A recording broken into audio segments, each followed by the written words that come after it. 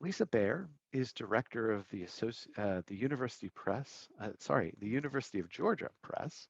She is also the current president of the Association of University Presses, and she's going to be talking about sustaining the monograph. So with that, I'll stop sharing this PowerPoint, and I will invite Lisa onto the stage. Thanks very much, Todd. And at least you didn't say I'm the director of the University of Georgia State Press. So I appreciate that.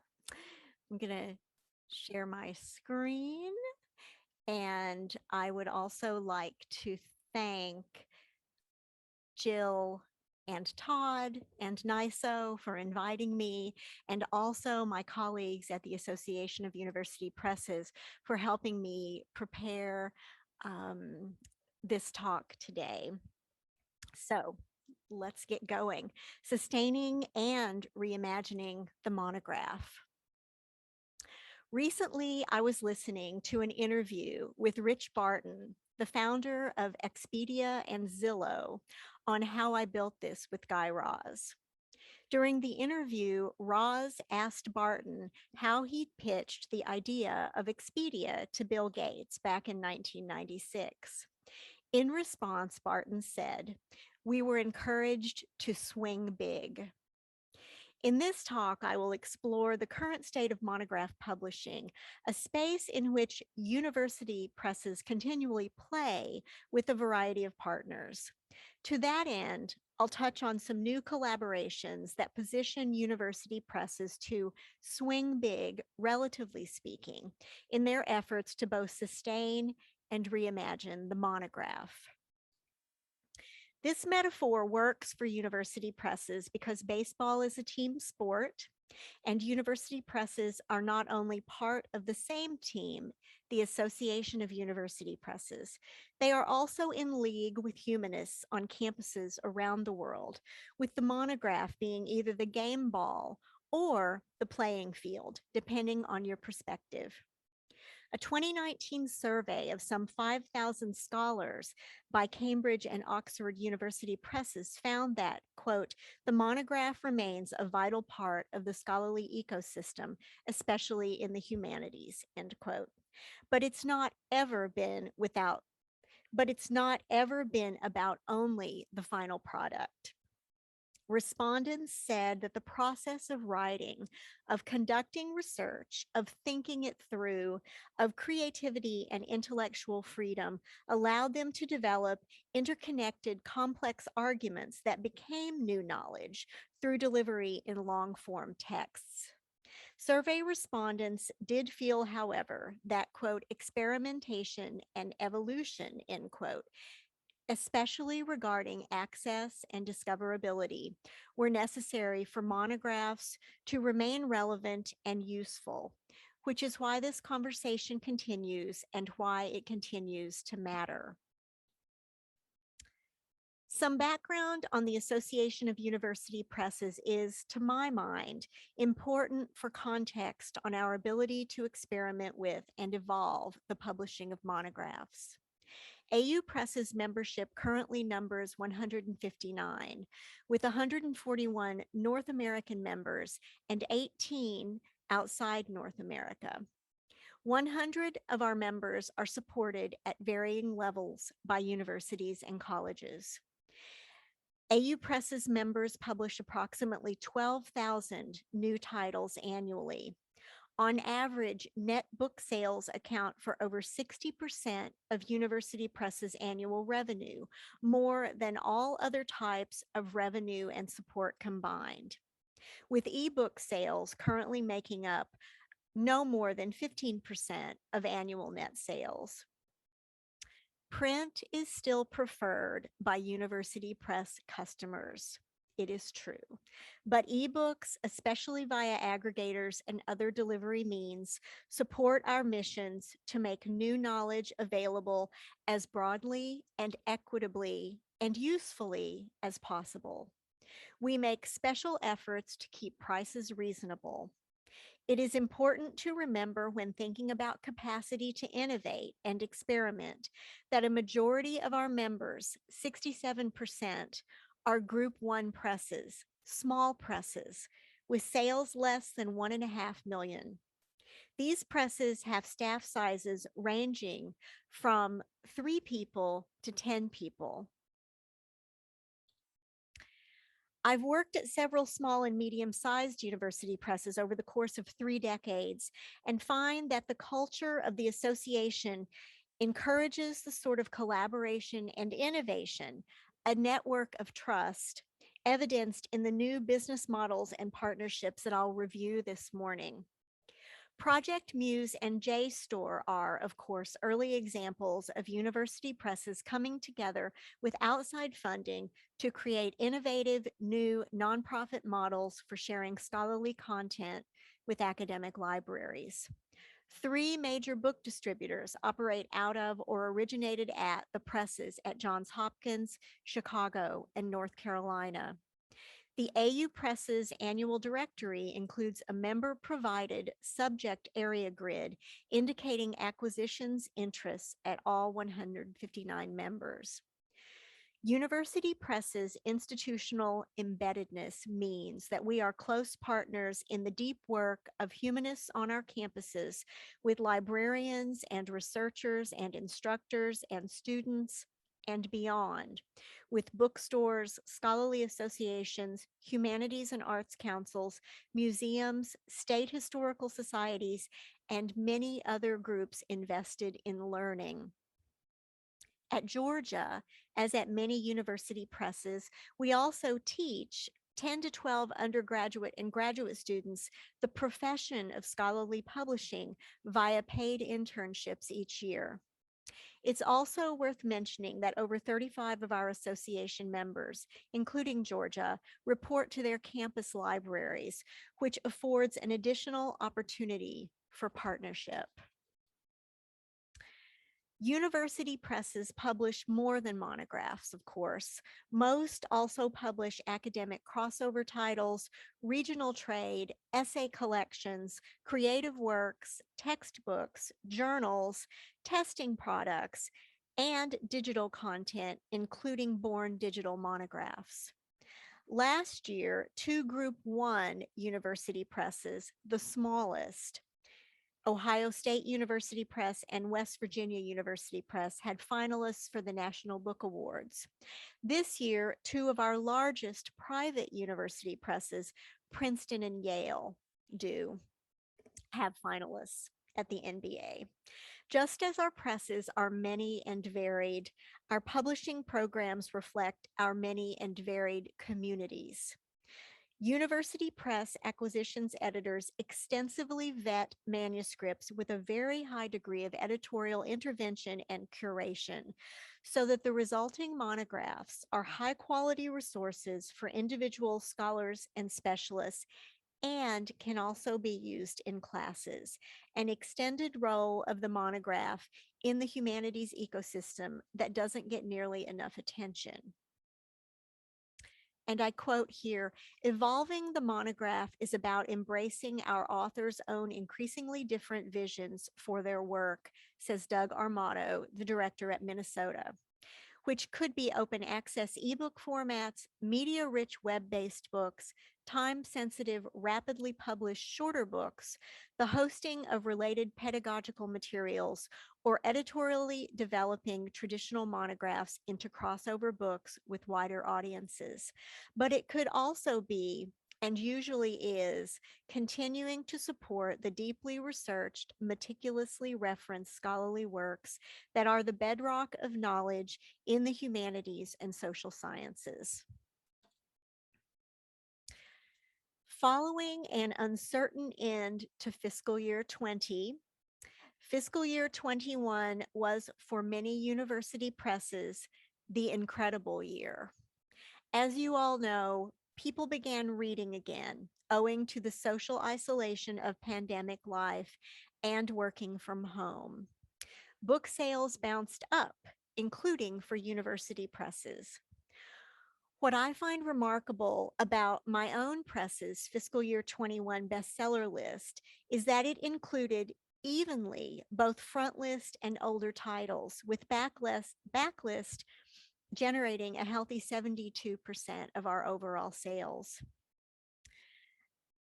Pertinent to this conversation, our top seller last year was a 4-year-old scholarly monograph, a revised dissertation entitled Medical Bondage: Race, Gender, and the Origins of American Gynecology by historian Deidre Cooper Owens.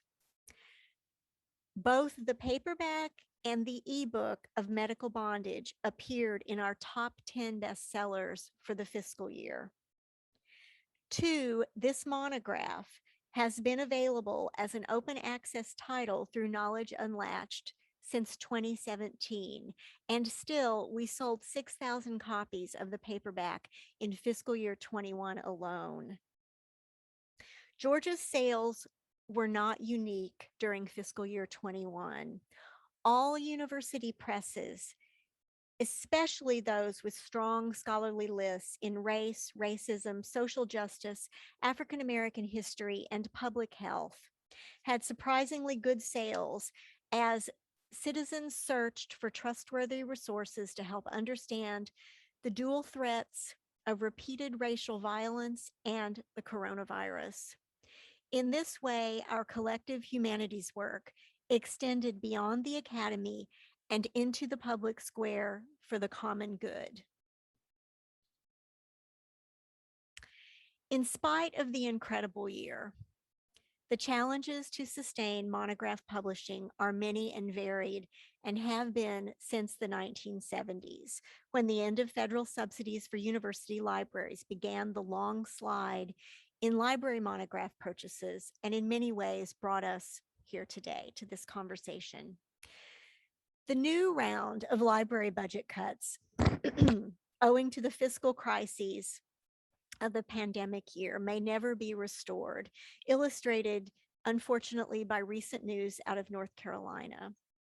At my own university library, at the flagship institution in a system of 28 colleges and universities, cuts have forced the elimination of the monograph budget, except for a limited amount assigned to a demand-driven acquisitions plan.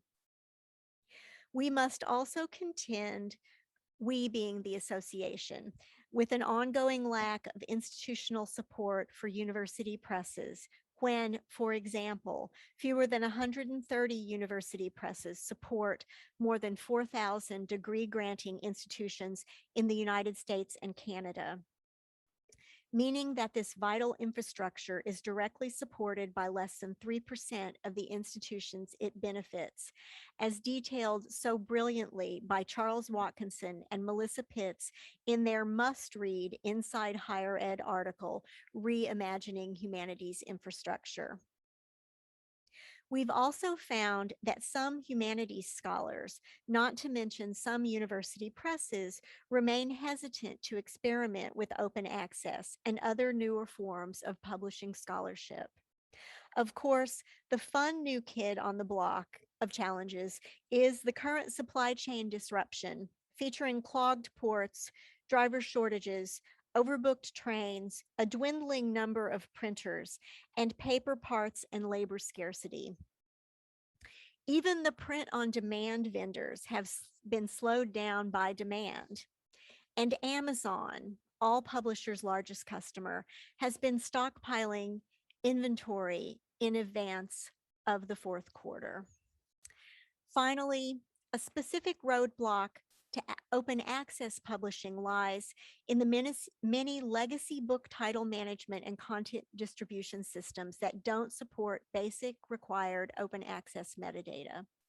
According to Jen Slages of Longleaf Services, which is running the Sustainable History Monograph Pilot, inefficient, even draconian methods end up being used to transmit open access metadata, which needlessly slows down or utterly halts the open access supply chain or hampers discoverability.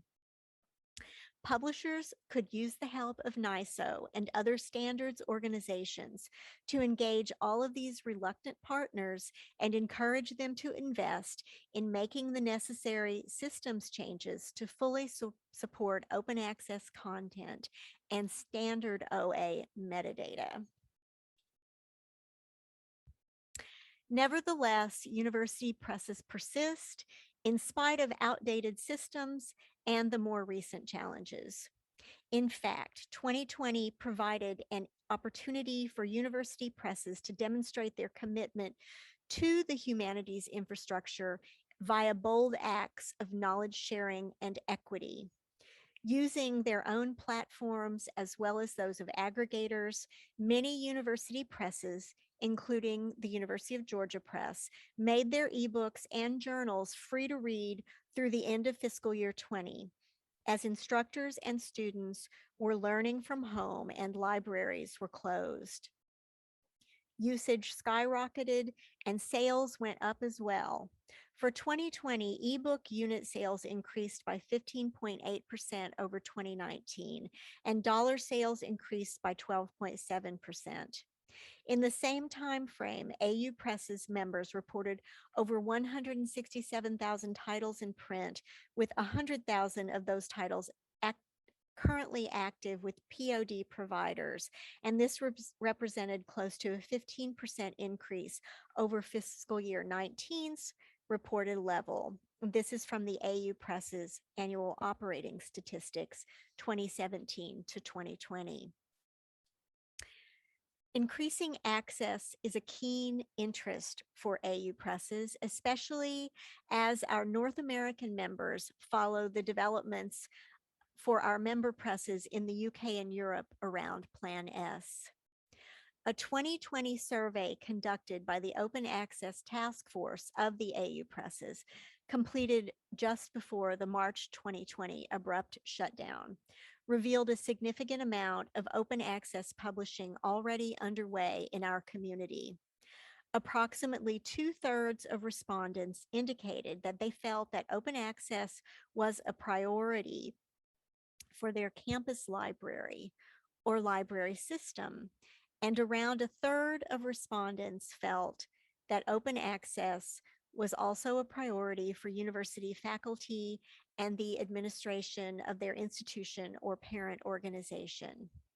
However, it's clear that a large-scale shift to funding publication through recovering publishing costs upfront would be quite difficult absent institutional support for university presses, where so-called first copy costs often exceed $25,000, according to the Ithaca study on the cost of publishing monographs. The findings from this survey, the AU Press's open access survey, alongside increasing experiments in new business models and delivery systems, were compelling enough that earlier this year, the association promoted our open access task force to a standing open access committee chaired by John Shear at the University of North Carolina Press. In terms of more opportunities, the following are just some of the many innovative university press-led digital publishing business models and platforms, both extant and in development today. And it was hard to choose, but I chose those that are new, and also some that are very nearing their completion. So we'll be seeing some white papers and reporting out. With regard to new models in workflows and platforms, we have 4 that I'll talk about today. The first is Greenhouse Studios from the University of Connecticut, and in collaboration with the University of Massachusetts Press, is looking at how digital humanities centers and their university press partners can best guide digital scholarship to publication by interrogating specifically peer review and publishing workflows. The process begins with a team of people and an inquiry-focused prompt that centers people and collaboration rather than the needs of a particular faculty researcher or scholar. Teams are composed of diverse talents: librarians, faculty, students, artists, developers, acquisitions editors, and other publishing professionals. Next, we have Manifold, which comes from the University of Minnesota Press, the CUNY Graduate Center, and Cast Iron Coding. Piloted now with over 30 publishers, Manifold is a scalable, open source, iterative platform suitable for a wide range of projects, from media enriched to text only, from e commerce to open access, from first draft to finished networked monograph discussed by classes and reading groups. I mentioned Manifold because it's one of the more mature platforms that university presses have pioneered, and also because my press uses Manifold to host both our Georgia OpenStax project, which we launched during the shutdown of 2020 for teachers and students, and also our new Georgia Open History Library, which was funded by the Humanities Open Book Program of the NEH. We have 45 open digital editions in our Manifold iteration. And in the background here, you can see some of our print on demand affordable paperbacks that we were also allowed to create as a result of that funding. Raven Space is, to my mind, fascinating in so many ways. This is the University of British Columbia with the University of Washington Press, developing an open source collaborative publishing platform, and I think more important, a process for Indigenous communities and scholars to develop media rich interactive publications. Raven Space underscores the AU Press's commitment to activating agency and representation through our members and their publishing work, and the humanities infrastructure that we are a part of. Doug Hildebrand, director at the University of Alberta Press, offered this comment on sustaining monograph publishing that I found resonated with the Raven Space mission. My feeling is that the scholarly monograph is moving away from the idea of the discrete author-scholar and subject participant roles. The latter are increasingly being brought in as full scholars, speaking in their own voices. This is especially important as marginalized communities continue to be excluded from the academy or are finding it an unwelcoming environment. We've been finding a real openness in this among readers. It also allows Indigenous peoples to engage more fully in the telling of their own stories for their own audiences. And finally, the Sustainable History Monograph Pilot, which is a project of the University of North Carolina Press with their distribution service Longleaf. This is a 3-year Mellon-funded open access ebook first project that is actually in its final year. It has 23 university presses participating, including Georgia, and its focus, differentiating from some of the others, is on consolidating a simplified production workflow and standard template design, really trying to chip away at the expenses and the steps in that production process. It also focuses on what I would call hesitant historians, as traditionally historians have been the most perhaps reluctant to experiment with open access, especially. The SHMP just reached 100,000 engagements, and you can find John Shear, the principal investigator, blogging very candidly about lessons learned, including financial lessons learned, on the UNC Press blog. And we should see a report out from this program next year, I think. And next, some new models that come under discovery, what I'll call discovery. First, we have a new program from Michigan Publishing, which is the University of Michigan Press and Michigan Libraries, and it's called Fund to Mission. This is a commitment to moving the University of Michigan Press's monographs to open access. It's quite bold.